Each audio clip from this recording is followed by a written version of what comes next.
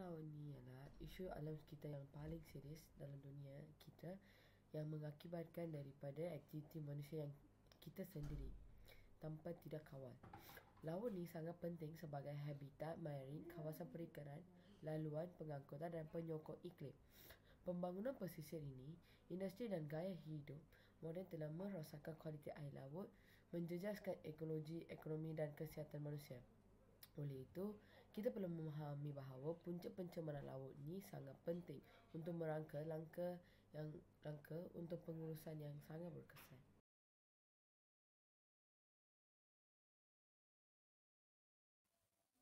Okey, jadi sebab-sebab pencemaran laut adalah yang pertama, faktor utama yang paling besar ialah plastik.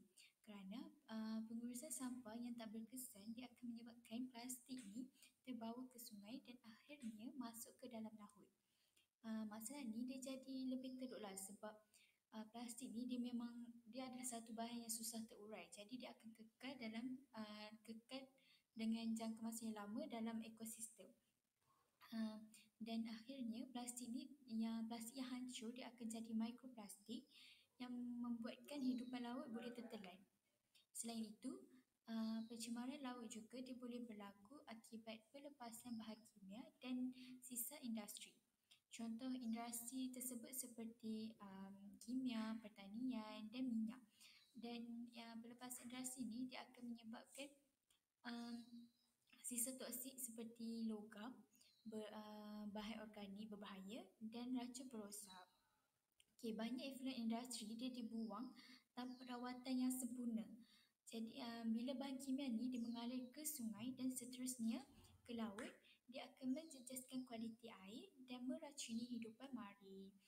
Dan hal ini juga boleh mengganggu seluruh rantai makanan dalam ekosistem laut. Punca yang seterusnya pula adalah penguatkuasaan undang-undang yang lemah. Walaupun Malaysia mempunyai akta untuk melindungi alam sekitar seperti laut, namun pelaksanaannya adalah secara tidak tegas. Sebagai contoh, bayaran denda yang dikenakan adalah rendah dan pemantauan adalah secara tidak berkala. Bayaran denda yang rendah ni menyebabkan syarikat ataupun individu tidak berasa takut ataupun serik untuk melanggar undang-undang, dan sesetengah syarikat besar lebih rela membayar denda yang kecil berbanding mengeluarkan kos yang tinggi untuk melakukan pelepasan sisa toksik mereka dengan betul. Manakala pemantauan secara tidak berkala ni pula menyebabkan perbuatan pembuangan sisa toksik ke dalam laut tidak dapat dikesan dan tiada tindakan dapat diambil. Seterusnya, penguatkuasaan undang-undang yang lemah juga menyebabkan masyarakat ambil mudah dan sambil lewa, dan hal ini menyebabkan pencemaran laut berlaku secara berterusan malahan menjadi lebih teruk. Punca yang terakhir adalah pembangunan pesisir pantai. Jadi di Malaysia ni, kawasan tepi laut adalah merupakan lokasi utama untuk membina hotel, resort, pusat membeli belah dan juga kawasan perumahan. Namun, isu utama yang timbul adalah proses pembinaan tersebut menghasilkan sisa pepejal dan juga sisa pembinaan seperti batu, kayu, simen dan juga plastik. Jadi, pihak yang tidak bertanggungjawab akan membuang sisa tersebut ke dalam longkang awam dan mengalirkannya ke dalam laut. Jadi sisa-sisa seperti plastik adalah merupakan bahan yang terurai dengan sangat perlahan ataupun sukar diuraikan. Jadi ianya boleh memerangkap hidupan laut seperti penyu dan juga ikan. Jadi kesannya, kualiti air laut akan merosot kerana permukaan laut tersebut telah dipenuhi dengan sisa pembinaan dan juga sampah sarap. Dan secara tidak langsung, ianya akan menyebabkan kawasan yang dahulunya bersih untuk pelancongan menjadi tercemar.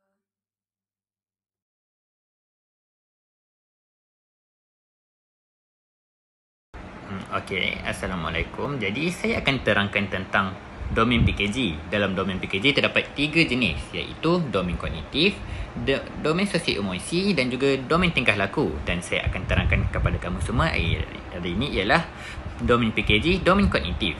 Okey, jadi dalam domain kognitif ni menekankan aspek pengetahuan dan kefahaman terhadap isu global. Bagi isu pencemaran laut yang kita orang bincangkan ni, tindakan yang dilakukan ialah melalui pendidikan dan kempen kesedaran alam sekitar bagi menerangkan kesan pembuangan sampah, plastik dan sisa toksin ke laut. Contohnya, dengan cara ni, masyarakat didedakan tentang bagaimana pencemaran laut memberi kesan bukan sahaja kepada hidupan laut, malah kepada manusia melalui rantaian makanan dan kesihatan. Jadi, antara organisasi yang terlibat dalam PKG domain kognitif ni ialah WWF, iaitu World Wide Fund for Nature, melalui kempen seperti No Plastic in Nature. Jadi kempen ini bertujuan untuk mendidik masyarakat di seluruh dunia tentang bahaya pencemaran laut dan menggalakkan perubahan cara berfikir terhadap penggunaan plastik. Jadi daripada kempen dan juga pendidikan yang dilakukan, hasilnya kita dapat mencipta masyarakat yang lebih memahami bahawa pencemaran laut merupakan isu sejagat, bukan masalah satu negara saja, tapi isu global.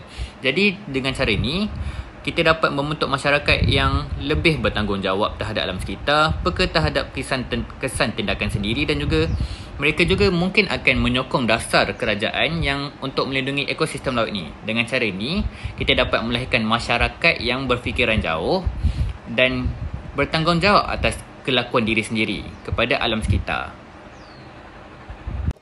Baiklah, dari segi domain sosio-emosi pula, tindakan yang boleh dilakukan untuk menangani isu ini adalah dengan menggalakkan aktiviti komuniti seperti program dan ceramah berkenaan dengan alam sekitar.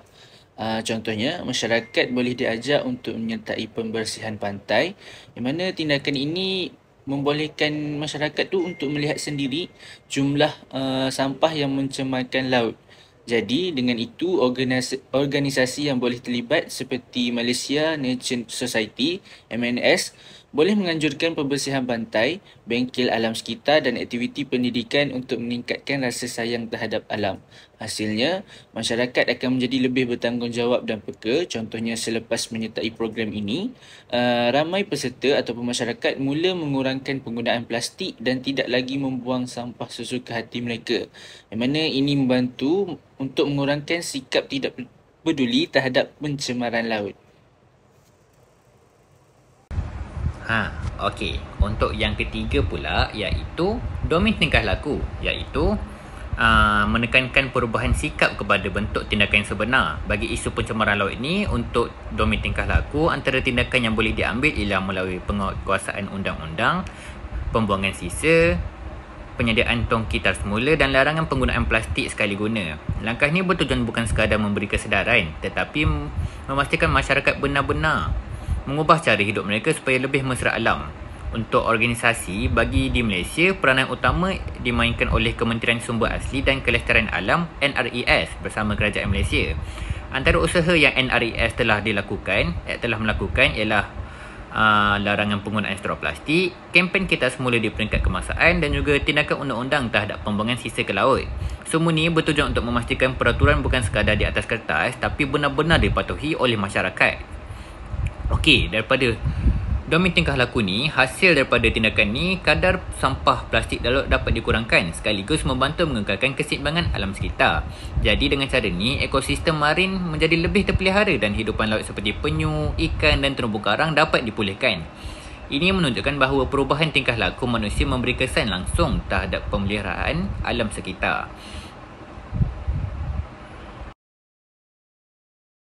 Baiklah, pengupayaan amal PKG ni pertamanya adalah membina soalan aras tinggi.